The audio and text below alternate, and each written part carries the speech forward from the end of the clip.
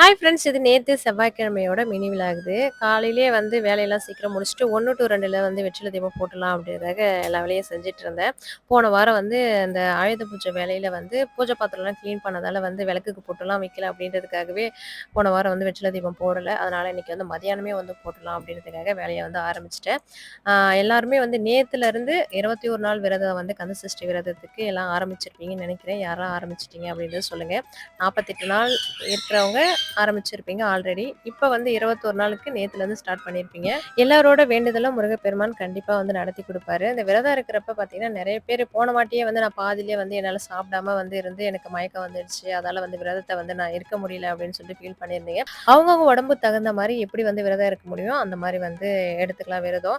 ஆனா அந்த விரதம் இருக்கிறப்ப பார்த்தீங்கன்னா, கண்டிப்பா வந்து நெறைய பேருக்கு வந்து பயம் நெறையா இருக்கு. நம்ம இப்படி வந்து செஞ்சா இப்படி ஆயிடுமோ, இப்படி செஞ்சா அப்படி ஆயிடுமோ அப்படின்னு சொல்லிட்டு நெறைய பேர் பயப்படுறாங்க.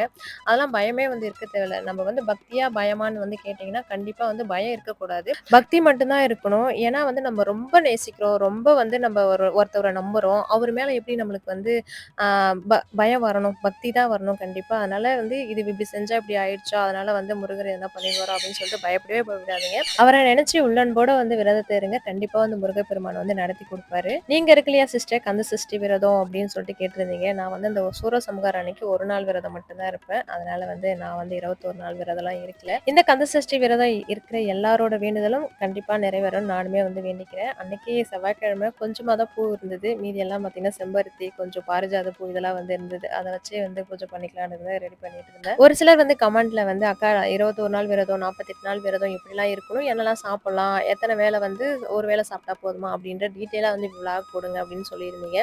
நான் வந்து விரதம் வந்து 21 நாள் இருந்தேன்னா, இது நான் வந்து இப்படி இருக்கணும், இப்படி இருக்கணும்னு சொல்லி வீடியோ போடலாம்.